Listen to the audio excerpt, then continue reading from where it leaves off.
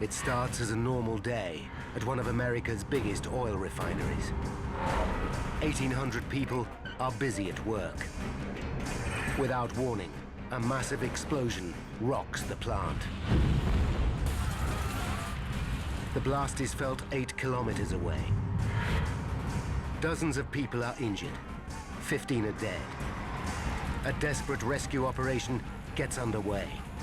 America's worst industrial disaster for 15 years shatters a close-knit community.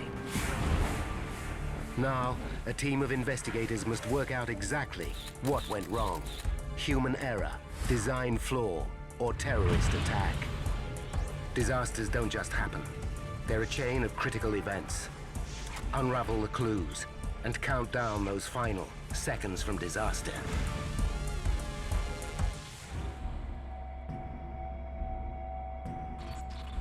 North America, Texas, the Gulf of Mexico. Every second, America burns nearly 4,000 gallons of gasoline, almost half the world's production. Much of it passes through this complex of refineries, the beating heart of the nation's gas-addicted economy. On the front line of this multi-billion-dollar industry, 56 kilometers southeast of Houston, lies Texas City. Here, 40,000 people live, clustered around 3 giant refineries. One of them belongs to the world's second biggest oil company, British Petroleum, or BP. It provides jobs for 1,800 workers and sprawls over a massive 5 square kilometers. Every day, it processes up to 11 million gallons of gasoline. This huge quantity of flammable liquid brings with it constant danger. The oil industry has strict safety guidelines, and with good reason. There might have been some other explosions. That just exploded. That was 3 pipes. Since the 1970s, more than 100 oil workers have died in industrial accidents across America. BP's Texas City refinery has a checkered safety record. Workers have been killed here on at least 6 separate occasions. In September 2004, 2 workers were scalded to death. The Occupational Health and Safety Authority found BP guilty of a willful violation of industry safety guidelines. BP now claims to have put its house in order. There is no limit to the amount of activity that we've undertaken in Texas City to make it a very safe plant. But since 9/11, there's a new threat. Growing demand for gasoline has left America with little spare capacity. An attack here could cripple the world's biggest economy. As a result, the FBI now regards this group of refineries as one of the top 5 terrorist targets in the United States.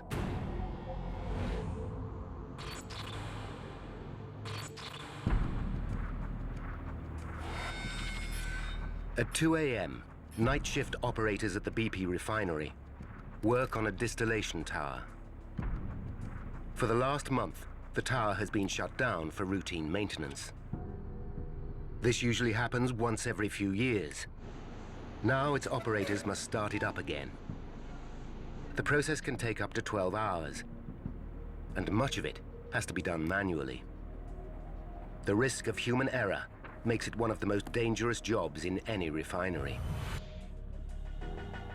The tower's function is to distill raw fuel into its heavier and lighter components. On its way into the tower, the liquid is heated by a furnace, and the lighter components evaporate. The vapor rises to the top of the tower and is channeled out through a pipe.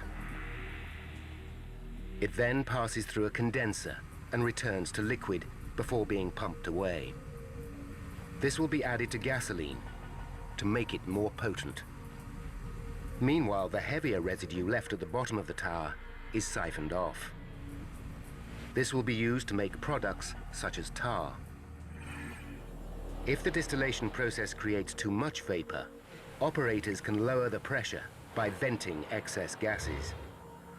These eventually reach a safety outlet or blowdown stack.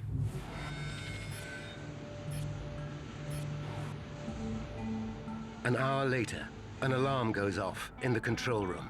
The liquid in the tower is above the recommended level. Against safety guidelines, the operator kills the alarm and continues filling the tower for another 15 minutes. It's an unofficial but routine shortcut, which has been taken many times before.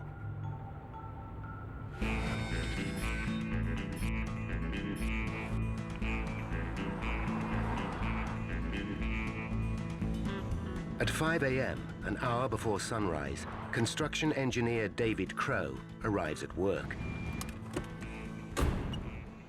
David's office is in a 20-meter trailer within sight of the blowdown stack.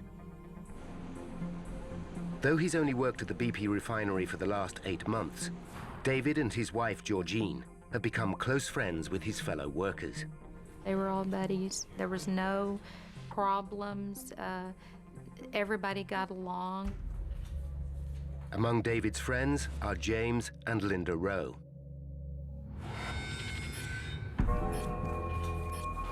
By 10 minutes to 10, there's been a change of shift at the distillation tower.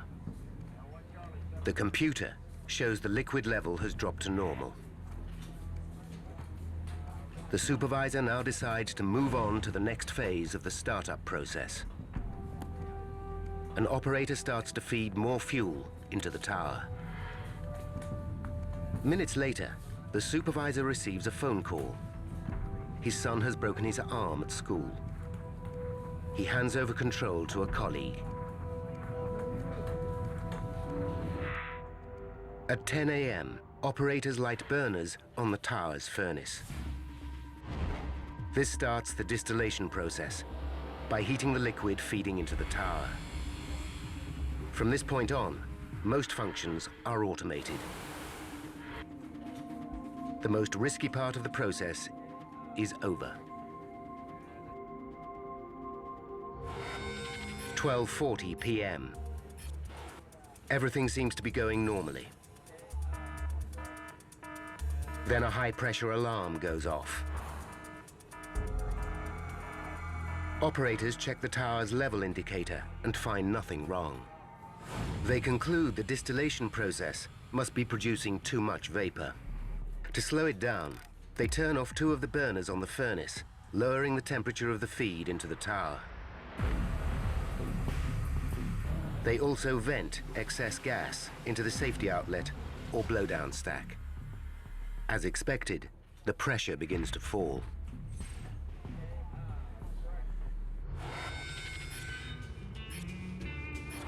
Just before 1 p.m., workers relax within sight of the distillation tower.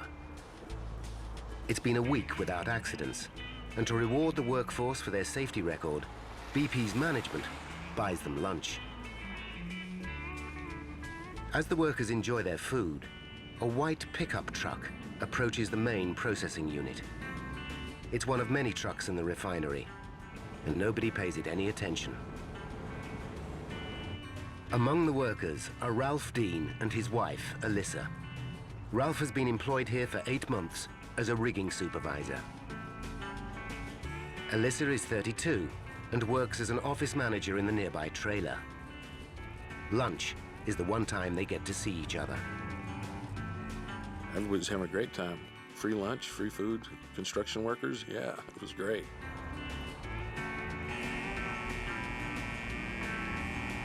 As the workers finish their food, David Crow rounds them up for a routine maintenance meeting. Alyssa joins them in the trailer. As she does so, the white pickup truck parks near the blowdown stack. The driver leaves the engine running and slips away unseen. Although they don't realize it, the workers are now in terrible danger. And one of the world's biggest oil refineries is on the brink of catastrophe.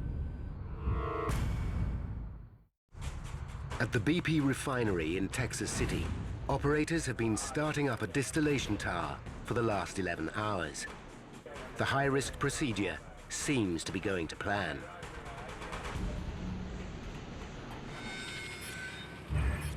But at nearly 1:20, workers become alarmed. They spot a pool of liquid seeping under a white pickup truck. They can't be sure what it is, but the chances are it's flammable. Worse still, the pickup's engine is revving loudly, and the driver is nowhere to be seen. Workers run for cover, fearing the worst. Nearby, Ralph Dean is operating a forklift. His wife Alyssa is in a trailer with 21 other workers, including her friends David, Linda, and James. None of them hear the disturbance outside.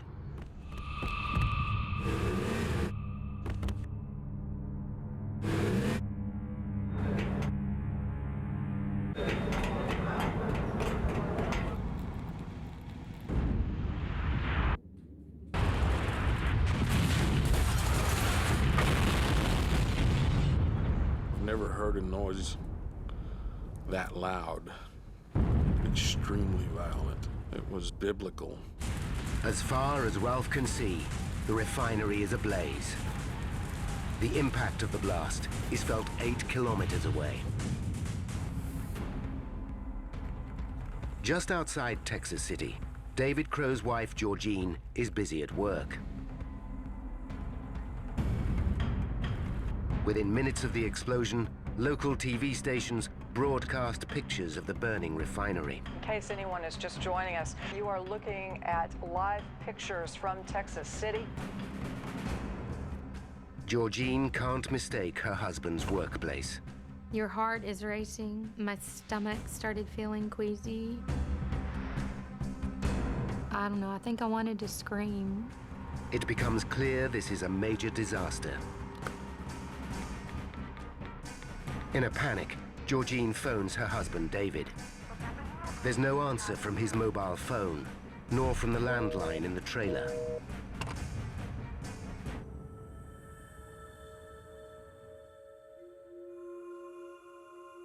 The concern now that perhaps the fatality count, unfortunately, could be going up.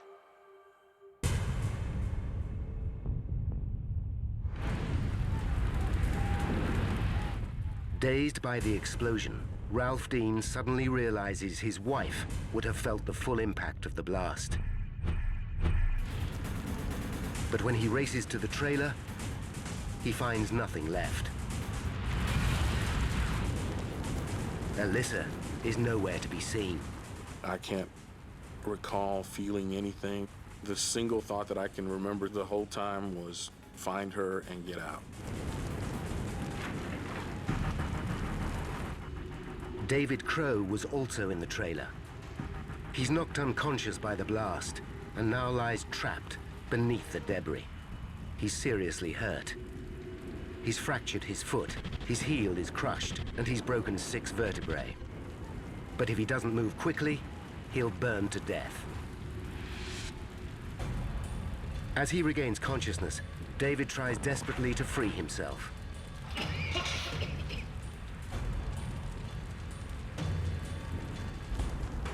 Despite his crippling injuries, he drags himself clear of the immediate danger, but he's still surrounded by flames. As David looks for an escape route, he sees Ralph searching for his wife, Alyssa. Neither of the men can make sense of their surroundings. There was nothing you could recognize, nothing. Everything was just torn to bits. It was probably outside the military, the worst thing you'll ever see. It was hell on earth. Meanwhile, Eva Rowe is on her way to visit her parents, James and Linda. She lives near Dallas, a 4-hour drive away, and doesn't see them as much as she would like. It's just a few days to Easter, and she's looking forward to spending the holiday with her family. I was in a really good mood, just driving along, enjoying the day. Eva has no idea about the explosion or that her parents were caught in the blast, along with Ralph's wife, Alyssa, and Georgine's husband, David. Not all of them will survive. A lot of people are pretty shook up about this. You could literally feel the ground and the windows shaking. We felt it, and then we ran outside and we saw it. It almost knocked me down. Like an earthquake.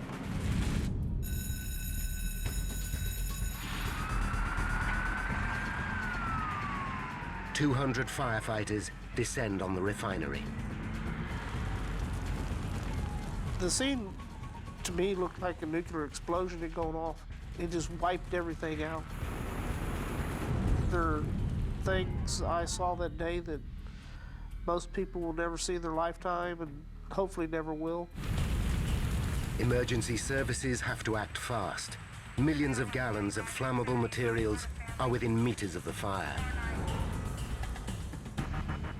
David Crow lies crippled, choking on the lethal fumes.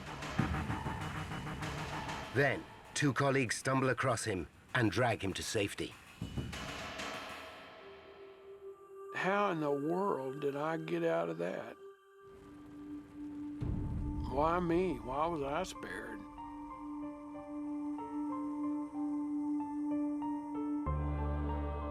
I believe we all have guardian angels.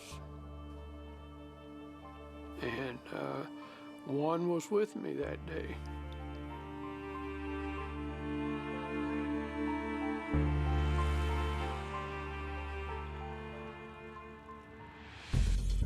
The paramedics will initially work on this scene to stabilize the most seriously injured and then prepare the patients for immediate transport to the nearest hospital, either by life flight or by ambulance. Every available helicopter and dozens of ambulances race the victims to hospitals. David Crow's wife, Georgine, learns that her husband is alive. When she sees him, she's shocked by the state he's in. He looked like he had been tied to a car and dragged down a road. I told him, I love you. And I'm glad you're still here.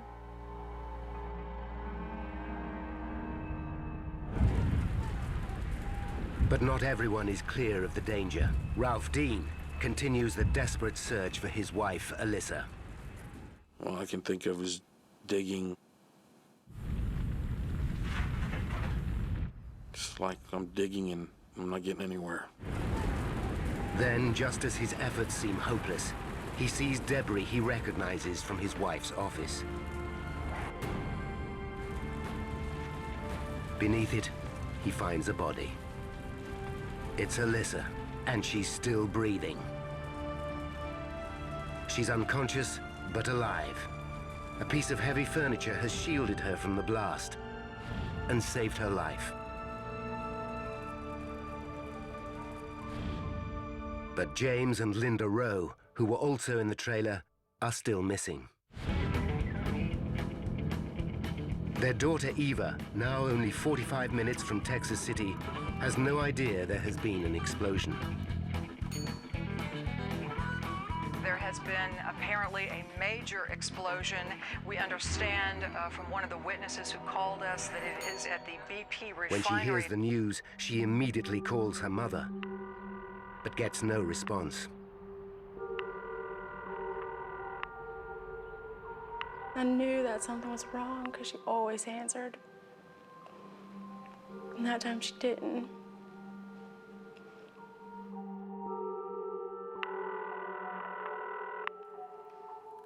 I wish she would have. I wish she would have answered.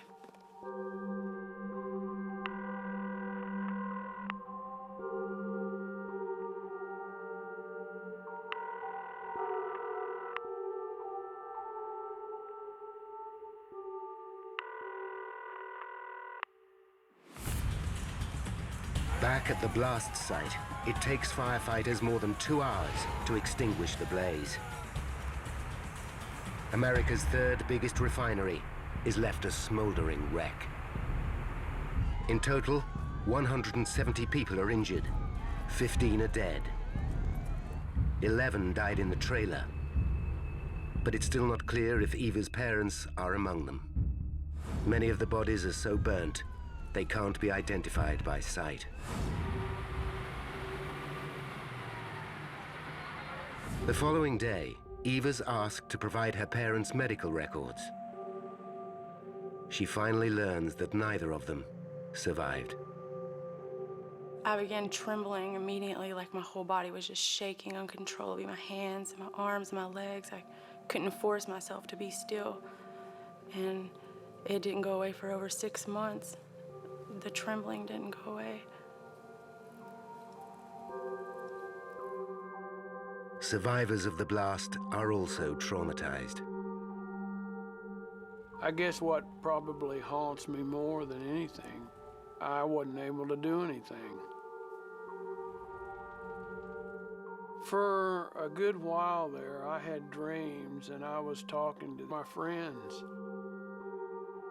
I'm not sure how rational that sounds, but it did. It bothered me. The disaster leaves Texas City grief-stricken. The question on everyone's lips is what could have triggered this nightmare.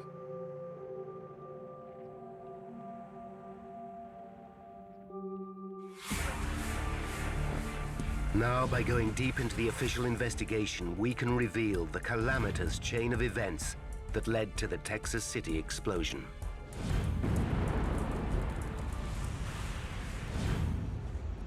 The first officials on the scene aren't industrial accident investigators. They're agents from the FBI. They arrive within hours of the disaster. In an era of global terrorism, the agency is suspicious of any major explosion. The Texan oil industry is a particular concern. Since 9/11, these refineries have been designated high-value targets. The potential for a terrorist atrocity is obvious. The agents fear this disaster could be the start of a new wave of domestic terrorism. They turn to eyewitnesses for the first clues. Immediately, their attention is drawn by the mention of a white pickup truck. Several witnesses recall hearing the truck's engine revving loudly, though there was no sign of any driver. The agents need to know if these facts are as sinister as they sound. But just as they think they're making progress, other eyewitness statements shed further light on the case. The agents learn that 6 minutes before the explosion, liquid was seen spewing out of the blowdown stack, and the pickup truck was parked less than 9 meters away. They realized the escaping liquid could explain the mystery of the revving engine. Normally, an engine's carburetor forces clean air together with fuel, which ignites, causing the engine to rev.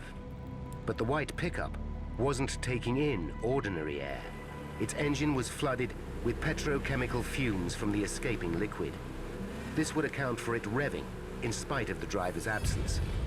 A single spark from the running engine is all it would take to ignite the vapor. It now looks like the escaping fluid is to blame for the blast.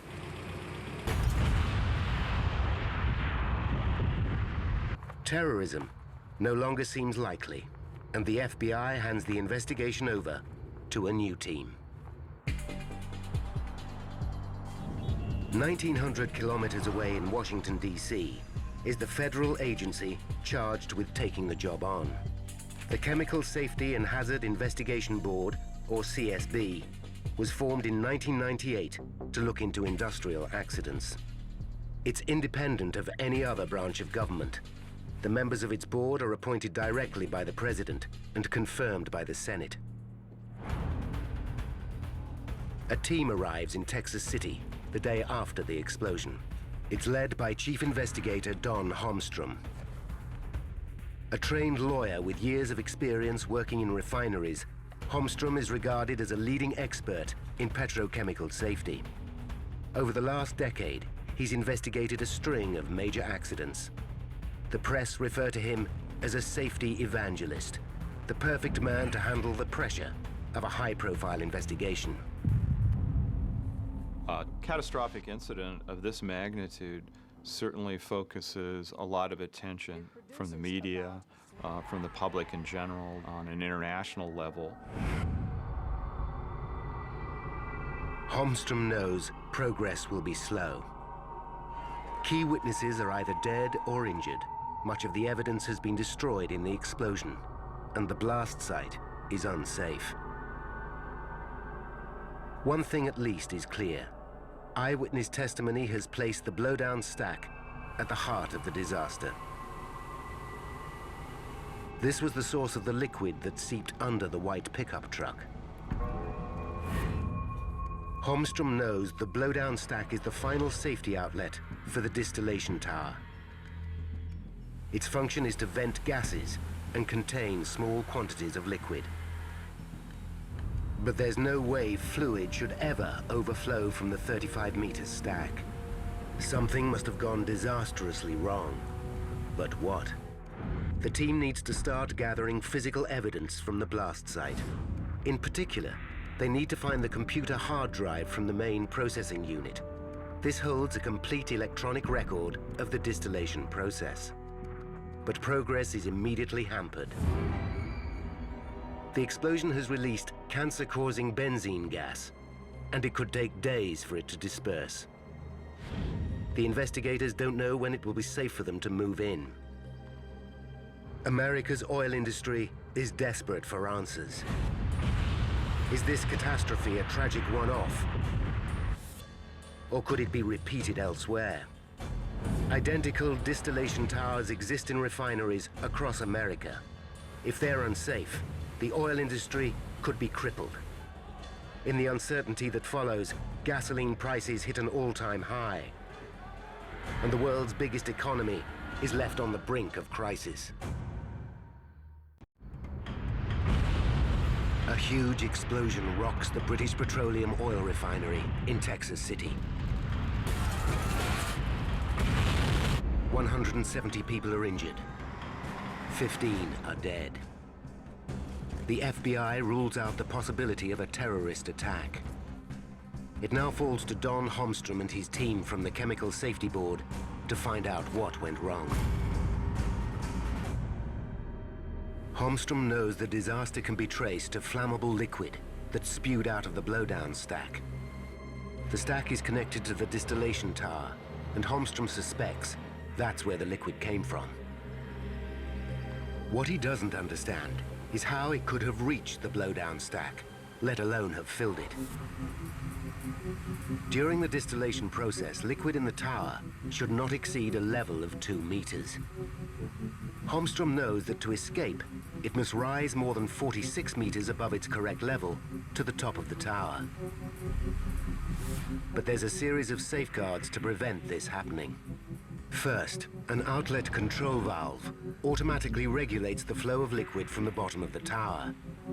If it begins to overfill, the valve opens wider and the level goes down again. Second, a level indicator should provide operators in the control room with a constant update on how full the tower is. Attached to it is a high-level alarm, which should go off if the tower starts to overfill. Beyond that is a second backup alarm. The system should be foolproof. But if Holmstrom's suspicions are correct, these safeguards must all have failed. He needs to know what was going on in the tower before the blast. He begins by questioning eyewitnesses.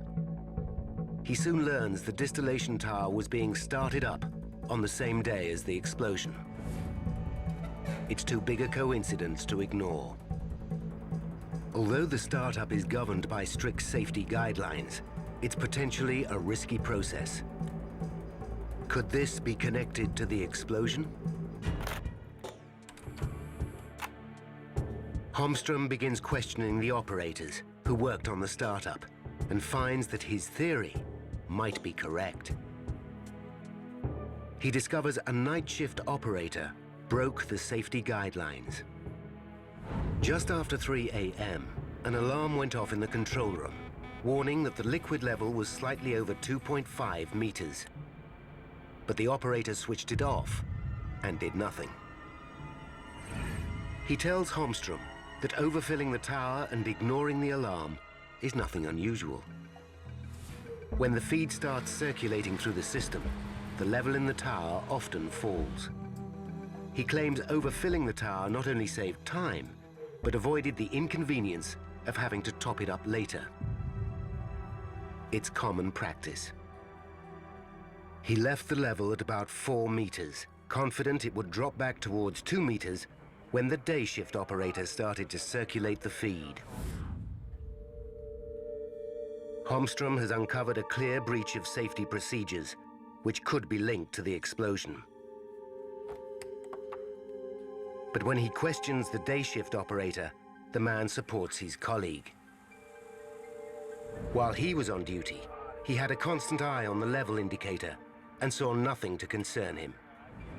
It consistently showed a level of less than 3 meters. It looks like this line of questioning could be leading Holmstrom up a dead end. But Holmstrom decides to look more closely at the design of the level indicator. And it's here he makes his first breakthrough. He discovers the indicator suffers from a fatal design flaw. It can only measure liquid up to a height of 3 meters, which shows as 100% on the operator's control panel. Anything beyond this doesn't register on the level indicator. Worse still, the indicator's design means that if the liquid were to pass 3 meters, it could even show a drop in level. Holmstrom realizes the operator's testimony does not prove the startup was safe. He suspects he's on the right track. But even allowing for these mistakes, there should be enough safeguards to prevent an explosion. A second alarm situated above the first should go off if the liquid level passes 2.5 meters. Yet nobody recalls hearing it. Holmstrom focuses on this backup alarm. He goes through BP's work orders and discovers another critical error. The alarm had been reported as damaged before the explosion, and there's no record of it being fixed. Holmstrom now knows that of the tower's 2 high-level alarms, one was deactivated and the other never worked in the first place. But even with the alarm systems out of operation, there are further safeguards to prevent excess liquid from rising in the tower. The liquid level is regulated automatically by an outlet control valve. If the level gets too high, the valve automatically opens to allow more liquid out of the tower. Could this also be faulty? Without access to the blast site, the investigators cannot know for sure. Holmstrom confirms with the day shift operator that liquid did flow out of the tower at a normal rate. To his horror, he learns the operator doesn't realize he should check this. It's a serious oversight, but in itself, it's not enough to account for the disaster. Safety guidelines dictate that a supervisor should always be on hand to oversee the flow of liquid during startup. When Holmstrom speaks to the supervisor, he makes another breakthrough. Just before 10 o'clock, he received a phone call telling him his son had broken his arm. He left his post and handed over control to a colleague. Holmstrom interviews the replacement supervisor, who makes a shocking admission. He had never handled a startup before and failed to make a note of the flow out of the tower. So far, Holmstrom has uncovered slack operating practices, poorly maintained equipment, and a supervisor leaving his post at a critical moment. There's now no question in Holmstrom's mind that the flawed startup is to blame for the explosion. but he still lacks firm evidence to prove it. 1 week after the explosion, the team finally get the news they've been waiting for. They are cleared to enter the blast site. The investigators sift through the debris, taking 200 photographs, as well as video footage. A lot of evidence has been destroyed in the blast. But the most important piece of evidence is intact: the hard drive from the tower's control room. It's the equivalent of an aircraft's black box and contains an electronic record of all the key processes that went on within the tower. At last, Holmstrom has the information he hopes will substantiate his theory. He immediately examines data from the outlet control valve. As suspected, it's at the heart of the problem. On the morning of the blast, instead of being set to auto, it was left closed. The valve did not regulate the flow of liquid out of the tower, as it should have. At 9:52 a.m., the day shift operator started the feed. For 3 hours, he pumped liquid into the tower, failing to notice none was flowing out. During this time, his supervisor also failed to notice the imbalance in the flow. It's a potentially lethal situation. But Holmstrom still needs to determine how the liquid escaped from the top of the tower. He goes back to the hard drive and finds that shortly after 1 p.m., less than 20 minutes before the explosion, the tower's pressure relief valves were forced open. These valves are designed to control gas, not liquid. The computer confirms the liquid did reach the top of the tower and escape down the gas pipes. Once the valves were open, the path was clear for it to reach the blowdown stack.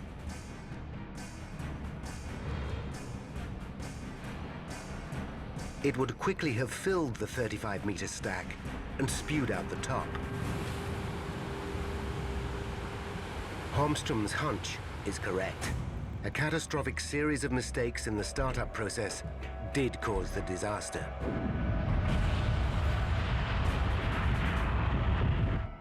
When BP learns what happened, the company accepts responsibility for the blast. But 2 months later, BP pins most of the blame on low-level workers. This leaves many in Texas City dissatisfied. They know the poor safety record of the BP refinery and feel their fellow workers have been scapegoated. They have an ally in Don Holmstrom. He agrees it's too easy to blame a handful of people. The problem with blaming an individual is that one could come to the conclusion that, well, we got rid of the individual and all our problems are solved. Holmstrom wants to know how long these safety problems have existed. He returns to the computer hard drive found in the wreckage. It holds a complete record of the tower's previous startups going back for years. He discovers a frightening catalog of near misses. The records prove the night shift operator had been telling the truth. It was common practice to ignore safety guidelines during the startup process. Out of 16 previous startups, 13 had liquid levels above 3 meters, the range of the level indicator. Any of these could have ended in disaster, but managers at the refinery failed to properly investigate the malpractice. Certainly the safety culture as it existed before the incident left a lot to be desired. Next, Holmstrom turns his attention to the location of the trailer where most of the victims died. He's concerned it was sited just 37 meters from the blowdown stack. He wants to know how BP could justify locating it in such an exposed position. To him, the risk should have been obvious. This isn't the first time workers have died in this way. In 1995, at a refinery in Pennsylvania belonging to Pennzoil, a trailer was located near 2 large storage tanks. When the tanks exploded, 5 workers were killed. The resulting investigation warned against placing trailers near flammable materials. But BP disregarded the warning. They decided the convenience of putting employees near the unit they were working on should override safety considerations. Holmstrom discovers BP tried to justify the trailer's location with an elaborate series of risk calculations. The company decided the trailer's safety depended on the length of time it was occupied. So even though it was dangerously close to the blowdown stack, because it was empty much of the year, the risk to employees was low.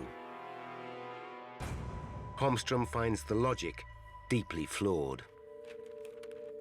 Certainly, if you're an occupant of a trailer and you're being sited next to a hazardous process unit, it doesn't make any difference whether you're exposed to a risk for several weeks or a year's period. It's still a risky situation for you. Lax safety practices and employees left dangerously exposed. It's a lethal combination, particularly in light of the string of fatal incidents that have haunted Texas City. The problems that existed at Texas City had been present for many years. Safety was very problematic at the plant. Workers were concerned about coming to work because of the risk of catastrophic incidents. It shouldn't be necessary to go to work every day and under the threat of death. This refinery's been killing people for years. Obviously, it was built on evil ground. They need to shut it down and put a marble statue with all the names of the dead in front of it and just walk away from it. Even before the explosion, the Texas City plant was America's most dangerous oil refinery. Since the 1970s, accidents here have killed more than 30 workers. I think these events are unrelated. There has been a few, and we regret each one. However, Holmstrom believes BP's recent safety problems are related, and the trail leads directly to its most senior executives. America's worst industrial accident for a decade has killed 15 workers at BP's Texas City Oil Refinery. A lot of folks worried about their loved ones right now, Jerome. A tragic, tragic day in Texas City. Don Holmstrom and his team from the Chemical Safety Board are investigating a history of fatalities at the plant. Despite BP's claims to be getting to grips with its poor safety record, the team finds evidence to the contrary. In 1998, an internal memo from BP's board in London ordered all refinery managers to cut operating costs by 25%. This cost cutting is directly to blame for the disaster. The final safety outlet in the distillation process is a blowdown stack. Despite the errors that occurred during the startup, an effective safety outlet could have averted the tragedy. But the blowdown stack is an ancient design, more than 50 years old. Holmstrom discovers that in 2002, BP decided against replacing the stack with a modern safety flare system. This cutting-edge model is able to deal with overflowing liquid while the flare burns off excess gas. The new design would have prevented the disaster. This is a case of a company denying the risk. They knew the hazards, they were aware of them, but when they had the opportunity to take action, they did not do so. Replacing the blowdown stack would have cost under $6 million, about a single day's production at the Texas City refinery. For the people who worked there, it would have been a small price to pay. It's people. People are the most important thing. Not the plant, not the corporation itself. It's the people.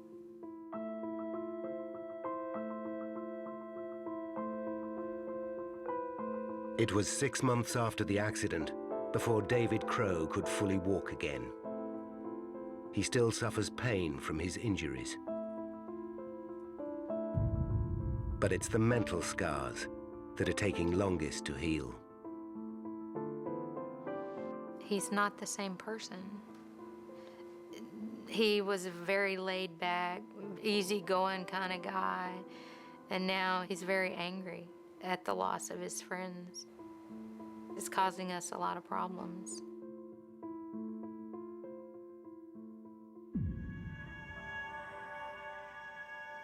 Like David, Ralph Dean's wife, Alyssa, also suffered a broken back. Her gallbladder had to be removed, and 20% of her body was burnt. For several weeks, doctors told Ralph she might not survive. My wife's gonna have to live with this for the rest of her life. I mean, it's just a part of our life that's just always gonna be there. Well, hell yes, I'm angry.